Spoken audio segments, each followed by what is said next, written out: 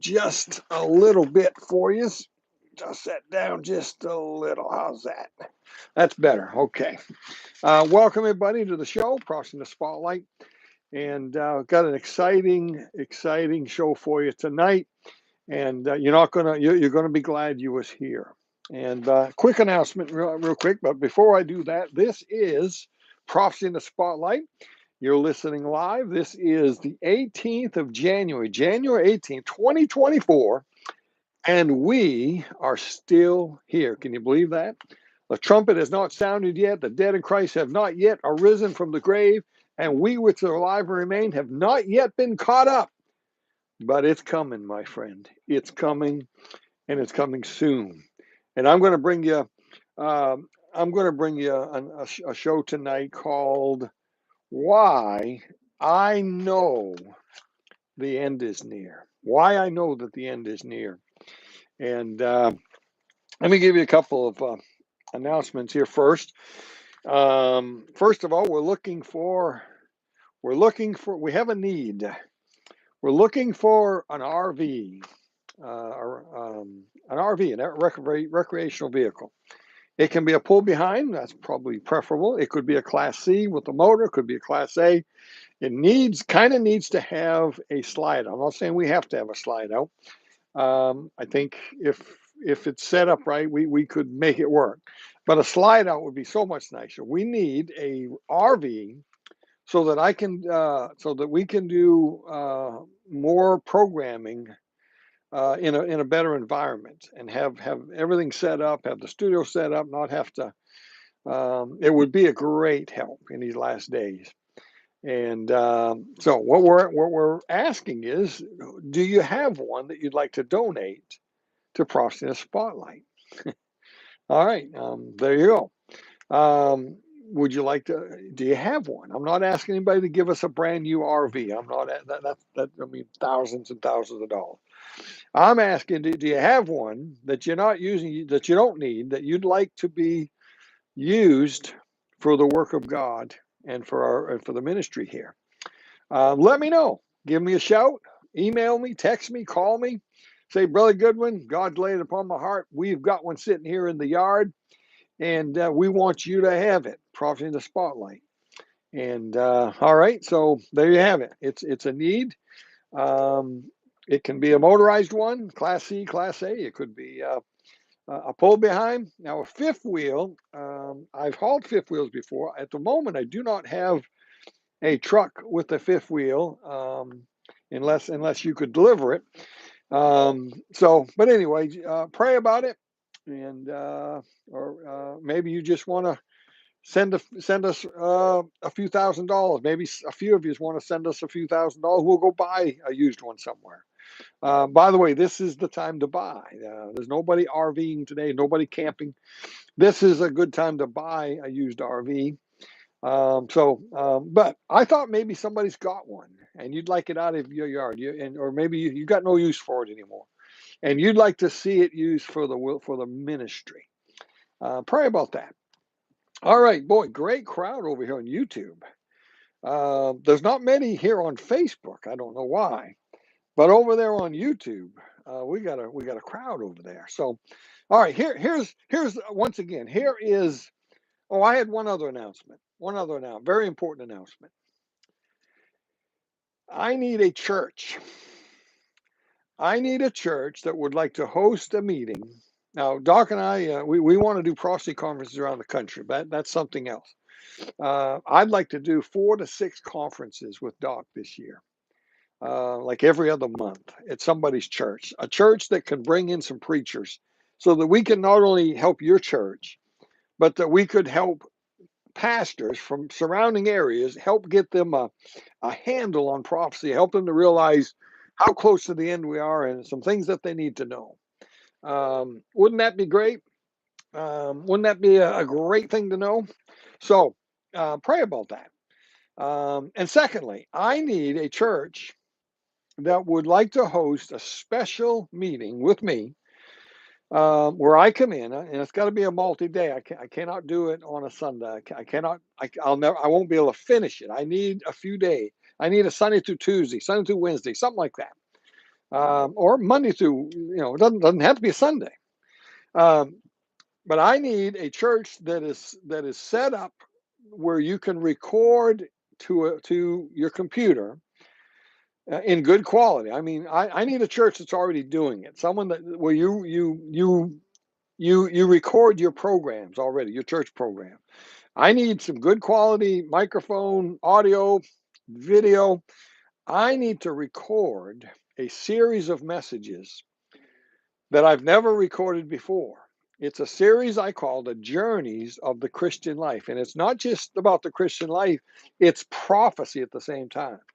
It revolves around the seven feasts and the children of Israel as they leave Egypt, cross the Red Sea, go to Mount Horeb, get the word of God, wind up eventually going across the Jordan River to the Promised Land. I have a series that I did for years about that, and it's even better now that I understand prophecy, and prophecy is all a part of it. And so I want to get this recorded in good quality to where I can put these on DVDs and offer them to you, the viewers and the listeners.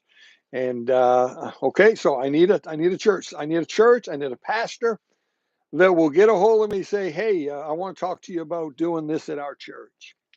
Okay, so that's my two announcements. Now let's go to a verse. Here's my title again. For those you just joining us, here's my title: Why I Know the End is Near. Now, when I say the end, I'm talking about the rapture. I'm talking about the second coming. I'm talking about the setting up of the kingdom. Why I believe, and I'm quite sure that we are on the final lap. Now, let me read a verse to you from Matthew chapter 24 and verse 3. Matthew 24, verse 3. I'm going to start with this. And as he sat upon the Mount of Olives, the disciples came unto him privily or privately, saying, Tell us, when shall these things be? And what shall be the sign of thy coming and of the end of the world? Boy, those are good questions, huh? Good questions.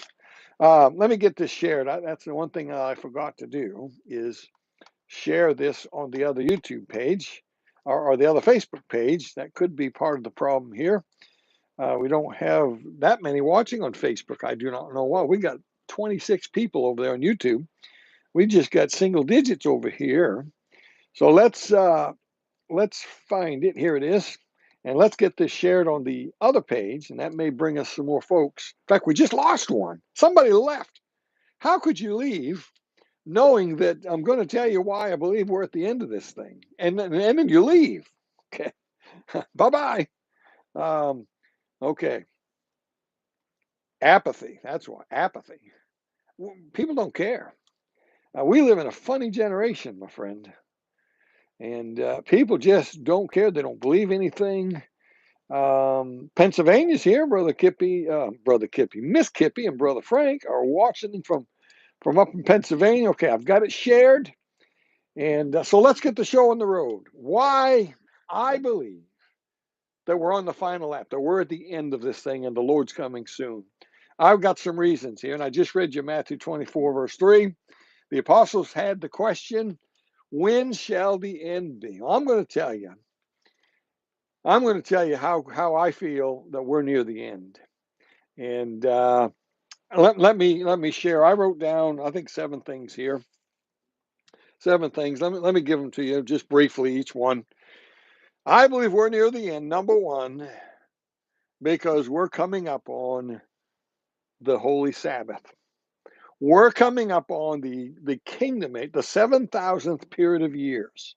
I'm talking about the end of the 6,000th year, the beginning of the final millennium, the final 1,000-year period we call the kingdom age or the millennium. We're on the cusp of that right now. Let me tell you something about God. God is never late for anything. Never. Never late. He's always, by the way, he's usually not early either. He's just on time.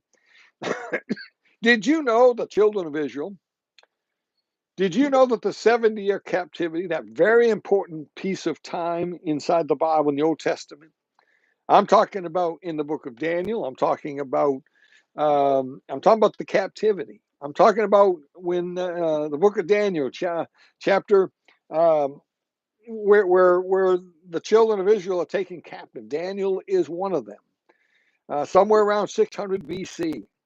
And Daniel is taken captive. Israel is overcome. Nebuchadnezzar takes them into captivity for 70 years. Do you understand what that was about? You find when you read through the Bible, you'll find that God tells us why he did that. He did that because they didn't keep his Sabbath. Israel didn't keep the Sabbath. Now, what Sabbath is he talking about? He's not talking about the 7-day Sabbath, although that's important to God too. He's talking about the 7-year Sabbath. 6 years, this is Leviticus 23. 6 years, you'll plant your garden, you'll plant your fields, your crops. But in the 7th year, you don't plant your garden, you let the land rest that year. That's the sabbatical year, sabbatical cycle. Many of you know what I'm talking about. The 7-year sabbatical cycles. Those are so important. There's so much we can learn and glean about end times by understanding some simple things. The sabbatical cycles, the whole world, the 7,000-year world that we're in, and we're near the end of the 6,000th year. It's a giant sabbatical cycle. That's exactly what it is. I believe that God has ordained that the world will be here for exactly 7,000 years, and then will be a new heaven and a new earth.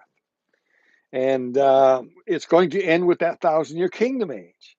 So the reason that they went into captivity is the Jews did not keep that sabbatical cycle.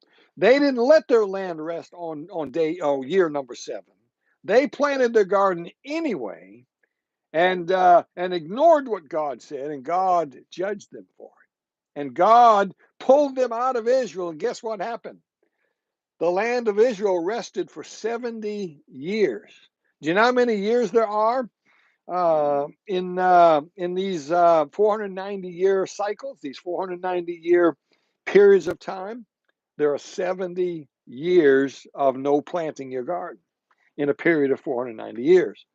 And you remember Daniel chapter 9 talks about the 490 years, right? You know the story there. The 70 weeks, 70 times 7 years, 490 years. That's how many years Israel didn't keep the Sabbath, and God pulled them out of Israel and let Israel lie desolate to get those 70 Sabbaths of years back. What a judgment, huh? All that just to say this: God will not be late for the Sabbath. He judged his people for not keeping the Sabbath and not being serious about it. The Sabbath day, the sabbatical cycles of the Jubilees as well. God is serious about it. God will not be late. So at the end of this, in Genesis chapter 1 and 2, the 7 days of creation. At the end of the 6th day, on the 6th day, God created man. What did God do on the 7th day? God rested. Why? It's the Sabbath, the 7-day Sabbath. God doesn't miss that. God kept the Sabbath, and he won't be late. That's why I'm convinced, with every fiber of my being, I am convinced that God will set up the kingdom exactly on time at the beginning of the final 1,000-year period. That means at the end of 6,000 years, and the clock ticks, and it's now the beginning of of 6,001. The kingdom age will be established. Christ will come back on the white horse, and with the title deed to the planet, and he will begin the kingdom age right on time. That means, my friend, the calendars are messed up. You can't be sure where we are in the calendar, but one thing we do know, we're pretty close. We're pretty close. In fact, we may be closer than anybody realizes to that moment that God has to take us out of here and take us to the marriage supper to prepare his bride for coming to the new home 7 years later, right? Which will be the 6,000th year. Which means the rapture has to happen 7 years before the beginning of the kingdom age. All right, now you've heard me talk about some of this in the past, right? Um, about the rapture happening not at the end of the 2000th year, but at the year 1993 on the 2000-year clock. All right, and the tribulation takes place for Israel during the final 7 years of the church age. The church, the saints, are taken to heaven for the final 7 years, and both are happening at the exact same time. The tribulation down here, Israel, and the bride in heaven, who is still the espoused bride. We're not married yet. The wedding's not consummated yet. And when it's time at the end of the 7 years, Christ will get on the white horse and take his bride to their new home. That will be the end of the 6,000th year. That, my friend, you can take to the bank. And there's no doubt about that. The question is, what year are we in? Because the calendars are hard to see exactly where we are and what's been messed with and what year this really is. And of course, what year did Jesus really die on the cross? And has anything been fudged since then? I mean, is it accurate? You can't be sure. And that's why you can never claim the day of the rapture, because there's just too much questionable. There's too much you can't be sure of. So, but here's what we know: we're very close. We're very close. You say, well, brother, this is the year 6024 right now. We're 4,000 years in the Old Testament, 2,000 2000 in the New Testament, or 2024. We're overdue. No, because the Old Testament clock did not end at the birth of Christ, where our calendar has it. Our calendar began with the birth of Christ. That's not accurate. That is not the beginning of the New Testament. The New Testament, according to Hebrews 9, begins at the death of the testator. That's when a will and testament is valid. The veil was rent in two at the death of Christ, not the birth of Christ, symbolizing there the end of the Old Testament and the beginning of the New Covenant. Okay, so you got to start somewhere around 30 AD. Of course, there's differences of opinions, and nobody's 100% sure. But if it's 30 or 31 AD, that would fit. That would mean we're very, very close. Okay, so why I know we're near the end, and I'll try to go quicker on the next ones here. I spent too much time on that one. Number 2, Israel. So much we could spend the whole night talking about Israel. The fig tree budding in Matthew 24. When you see these things, know that is near you at the door. This generation shall not pass till all these things. He talks about the fig tree. Most Christians, most Bible students understand the fig tree is speaking of Israel. Which, by the way, when Jesus came down on the donkey on Palm Sunday, somewhere during that day or the next day, I can't remember which. I think it was that day. Comes out after he's overturns the tables, takes the whip. He comes out, he sees a fig tree, and he goes to and it should have had fruit on it, but it had no fruit. Remember, he curses the fig tree. I believe that's symbolic of him, so to speak, cursing Israel because they're going to reject him. And it's kind of like he curses the symbol of Israel, and it withers. And didn't Israel wither for about 2,000 years now? You better believe it. And but their day's coming. Their day's coming. Israel will be saved, and Israel still has a part to play. But Israel is surrounded by enemies. October 7th is a day that shall never be forgotten. Israel, in defending itself and cleaning out the mess and the wickedness and the evil people in Gaza and along there. In light of all that, the world is turning on them. Israel is hated by more nations of the world now than they were before October 7th. America is turning on Israel. If God doesn't spare us and give us a new president next year, we're doomed. We're doomed. Israel tells me that we're near the end. Now, when was the budding of the fig tree? I personally believe that the fig tree took root in 1948 when Israel became a nation on May 15th. By the way, they didn't get their parliament and government established, I think, till January 49, but 67 is when they got Jerusalem. I personally think the fig tree budded in 1967. And this generation shall not pass, the generation that is there at the budding of the fig tree. But however you look at it, whatever angle you want to take about Israel, Israel is pointing to the fact that we're near the end of this thing. They have the red heifers. They're ready for the temple. They're begging for peace. They want peace. They're starting to fight now.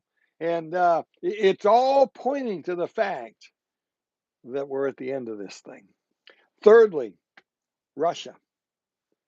Russia, not just Russia, but mainly Russia. Russia's not the only country in the Ezekiel 38 story, but Russia's the main character. They are the main event there. They're going to come down from the north, a bear from the north. They're going to come to the mountains of Israel, and there they're going to be destroyed.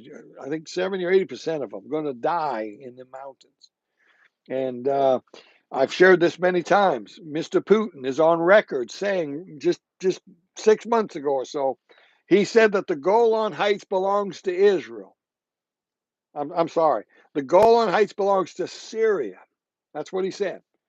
Now, Russia is in Syria. Everybody's in Syria, I think, because it's a mess. And there's a vacuum there, and different people are there trying to control it.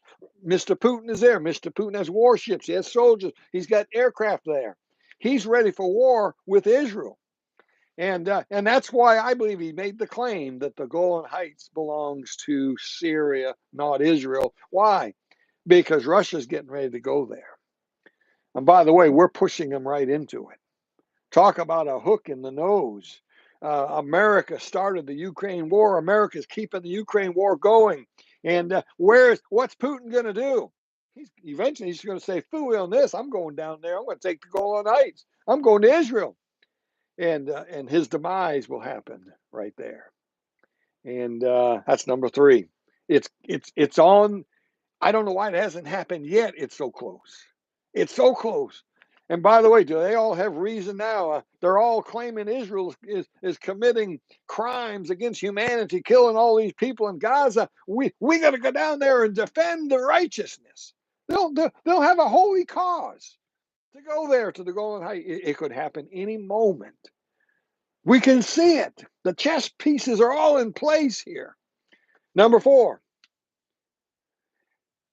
The incredible advancement of technology. Incredible. I don't know if Doc sent it to me or if it was Spencer Smith, but there's a video that the 3 of us are on, and it's a person talking, and he's telling you that is not me. This is AI. That is not my voice. That is not me. This was all generated with AI. And then it switched to him in his office, and he says it doesn't look exactly like me, nor does it sound exactly like me. By the way, he spoke different languages, and it looks real. Do you see how far we have progressed? AI is the next cog on the wheel, the next thing that's leading this thing rapidly down the hill. And when it gets to the bottom of the hill, it's the Tower of Babel. It's the one world order. It's the one world financial system. And the wheel is going down, and the further it goes, and the faster it goes. It's unbelievable technology where we're at today. Do you know we rented a car when we went to Maine? Did you know on the highway I could hit a button? I could have literally took a nap, and that car would have drove itself. It would literally slow down when it comes up behind a car. In fact, it would come to a stop if it needed to, and then it would take back off. I mean, it's everything's automated now. It's artificial intelligence. It would keep me in the lanes. Now it would keep telling me put my hands on the wheel. Want me to keep my hands on the wheel, but I didn't have to have them on the wheel. The car would drive itself, and incredible. The Bible says in Daniel chapter 12 that in the last days, knowledge would be increased, and people would run to and fro. Boy, we're seeing that today. The increase of artificial intelligence, and boy, that helps you understand this image of the beast that's going to be created in the middle of the tribulation, and they're going to be told to worship the image of the beast. It's the image, an image of the Antichrist. It's going to speak and everything. Boy, we can see that. We see that on television all the time now. It's no surprise. It's all happening right before our eyes. It's happening right now. That was number 4. So, why I believe we're near the end of this thing? Number 1, we're near the end of the 6,000th year. It's just a matter of who knows, a year or two, or maybe 2024. It's close. Israel, Russia, Ezekiel 38. Number 4, incredible advancements of technology. It's scary. It's literally scary what's happening. Number 5, the condition of the church. The condition of the average church today is right out of Revelation chapter 3, the Laodiceans. We are at the end of the Laodicean age. What's the main thing that happens to the Laodiceans? I believe the main thing that they lose is the Word of God. And I've written about that in my KJB book. I've also written about that in the 7 Clocks, a ticking book. I've got a chapter about the church as a ticking clock, and I explain the importance of the King James Bible in these end times. Do you realize over 400 years now, the King James Bible has been the Bible? And until now, until our generation. And our generation has kicked it aside and has replaced it with watered down versions. And now some of you don't like this. That's too bad. You like it or lump it, my friend. It's the truth. You don't believe me? Read what I said in the book. I'll prove it to you. If you've got ears to hear. Now, you may not have ears to hear, but it's the truth. The new Bibles make God a liar. They water down the truth. They weaken the people's faith. You better listen to me. You're not going to stop it because it's happened, but you don't have to be part of it. And I will not be part of it. And Doc will not be part of it. We're going to stay King James until they lock us up. And the condition of the church, filled with apathy and pride, and many cases rock music and immoral practices and things. The church is in trouble. The church, which is the pillar and ground of the truth, which is the Word of God. Churches are in trouble. You read Revelation 3. The church of the Laodiceans. God said he wanted to vomit them out of his mouth. He says, I counsel thee, buy of me gold, tried in the fire that thou mayest be rich. I believe that is a sign that we're at the end of this thing. The Laodicean church is the final church of the 7. And I believe those 7 churches of Revelation 2 and 3 are in order. I believe they are literal, but I believe they also are prophetic of the entire church age, beginning with the apostolic age, with the church, with the church of Ephesus, and ending with the final 2 churches, the church of Philadelphia, the church with the open door, the church that has kept his word, it says. What is that word? The King James Bible. 1700s, 1800s, the 2 great awakenings, revivals, movings of God, until that door began to close because man got rid of the Bible. And what a mess we're in today. Number 6, just 2 more. Number 6. Why do I believe? Why do I know the end is near? Because World War III is at our doorstep. It's at the doorstep of the world. We live in an age where the world could literally destroy itself in 15 minutes. You let Russia and America and some of these other, you let them all start shooting nuclear warheads at each other, It would be the end of the world.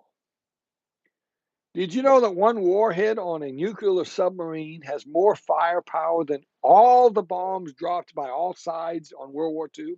I'm talking about Japan, Germany, and America, and Russia, and others.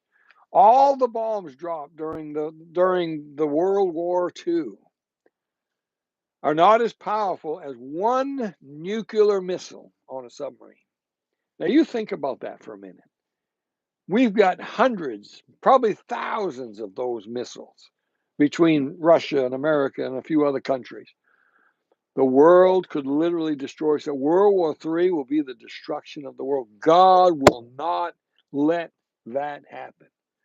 Now, will God allow a nuclear bomb to be exploded somewhere? I'm sure. And I'm expecting it. I'm expecting it right here in America. A nuclear explosion somewhere. I'm expecting it. It will forever change America. If you wonder how much further can America go in its self-destructing, you wait. All they need is one more major crisis to take away to trash the Constitution, abolish the Supreme Court, and set up a dictatorship for the good of all. By the way, pay attention to the World Economic Forum and the World Health Organization and these agencies. All of them are planning on a crescendo happening, the fulfillment of their movement happening in 2030. Every one of them, 2030. Something funny about that year, isn't there? World War III could be moments away. God will not let the world destroy itself. We have got to be near the end. It's a powder keg. I don't understand it. Just by the grace of God, that nobody has taken over and blown anything up yet. And lastly, and I'll read some of this out of my 7 Clocks of Ticking book, Daniel's ticking clock in the book of Daniel tells me we're at the end of this thing. Let me read something for you.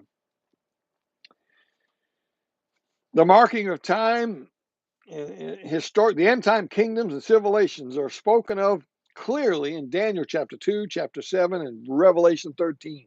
You know what I'm talking about. Daniel 2 is the statue with the head of gold. That was a picture of the 5 kingdoms that were going to take place from Nebuchadnezzar's time till the Antichrist. The 5th kingdom being the Antichrist kingdom. Chapter 7 is the same story, only it's not a statue, it's wild beasts. The kingdoms of the world are not looked upon anymore as gold and silver and precious things. They're looked upon by God as a wild, untamable beast. And by the way, that's America too. America is a wild, untamed beast. You cannot tame this government. Listen, I think we just crossed over the 34 trillion in debt. And what did they just do today in Congress with the Republican leader, Mr. Johnson? He signed off on another 3 months continuation we got to look at it some more. We got to work. We need more time. You fellas went home for 2 or 3 weeks for Christmas, for goodness sake. And while the ship is got a hole in it and the ship is sinking. And what did the captain and the crew did? They went home to celebrate and have parties. America is in serious trouble. We got a bunch of people in Congress. No, there's a few good ones, but my goodness, the ship is sinking, and you don't go home when the ship is sinking. You roll your sleeves up. You say, "Fellas, we got to fix that leak." Where are you, Mr. Johnson? I've been trying to be patient and give you the chance to prove yourself, but Mr. Johnson, time is running out. We're still on Nancy Pelosi's budget, for goodness sakes. The spending stuff still goes to Nancy Pelosi's thing. With a Republican-controlled Congress, what is wrong with you people? You're spending our grandchildren's future. In fact, it's probably already spent. We're going bankrupt. The world's going bankrupt. While you fellas went home on vacation. See, you don't do that in private business. In private business, you don't go home. You roll your sleeves up and you get the job done. But these yahoos making 6-digit numbers on their salaries went home because the country's not that important to them. Revelation 13 shows the same kingdoms of the world, only Revelation 13 shows them backwards. Because Revelation 13 is the future looking back to how it all happened. And we're there. Shockingly, the components of the final kingdom are already here. The United States, European Union, the World Council of Churches all boldly exist right now and will combine under Satan's plan for the one world order. According to Scripture, when the church is raptured, the Antichrist will soon after be crowned as head of this world order and will rule all humanity. Globalism is here now. A one world kingdom would be what leaders call globalism. The term is a household term even now. We hear about global markets, global currency, global trade, global unity, and of course, global war. We will have our war, right? The whole world is linked together through the internet, stock market, and banking. It is not difficult to see that this end time system appears to be in place and ready to be implemented. The whole world is now ready to embrace globalism. There's really only one entity, or two or three, maybe. Uh, by the way, Russia's not interested in globalism. Russia's a nationalist, and so is China. But most of the world is ready to unite into one system, and war will take place. War and or the rapture will take care of those rogue nations that don't want to bend, and it's just a matter of time. We're almost there. So there's many more things I could talk about, but I wrote those 7 things down. These are things that are all pointing to the fact that we're at the end of this thing, and that trumpet's getting ready to sound, and all this is going to fall right into place. It's all there and it's ready. All right. Well, let me close with what I said at the beginning. I need a church that would like to host a meeting with me where I give a presentation I call the Journeys of the Christian Life. It's filled with prophecy, but it's also filled with helping Christians find themselves. Where are you in your Christian life? Uh, um, how far have you progressed? Where are you in your Christian life? And it's a tremendous series. And it needs to be on DVD. I need a church that would be interested in hosting me, bringing me in for a multi-day thing. Sunday through Wednesday, Sunday through Tuesday, Wednesday through Sunday, whatever. But I can't do it. A Sunday's not enough. I need more sessions. And I probably need at least 5 or 6 sessions, 3 on Sunday, and then either 2 or 3 more throughout the week. Monday night, Tuesday night, maybe Wednesday night, and get a 5 or 6 CD set or DVD set. And this would really be a help to people. We need to get this on DVD. And so I need a church. I'm praying about it. I'm trying to think. I don't really want to ask somebody. I would rather somebody hear about it or somebody get a nudge from God and say, "Hey, I want that." You need to have the system in place in your church where you're already good at it. A church that's already recording their sermons on Sunday. I need good quality stuff. I need a church that has a tech guy there that knows what he's doing and can film this thing and do it right and do it good quality. If that's not you, then we don't want to do it at your church. We need a church that's set up for this, that's already recording stuff, and has some people there, so that I don't have to worry about it. I need people that can do it, people that know audio and know video. And okay, pray about that. And I would like to hear from somebody. Call me, email me, message me, whatever. I would like to talk to you if you're a pastor and you're interested in hosting such a thing. I can tell you more about it on the phone. I can explain the whole series to you, and you'll realize how important this is when I explain it to you. So, and of course, Doc and I, or myself, either me or me and Doc, we'd like to do several big prophecy conferences this year. I'm talking about a church that has a church that knows a lot of preachers in the area that they think could get involved in this, where they'll come and they'll hear so that we can influence some other churches and some other pastors. So I need some churches that would pray about that and get a hold of me. Say, hey, brother, we'd like to do that. We want you and Doc to come and do a 2 or 3 day meeting here, and we're going to invite pastors, and so pray about that. Okay. All right.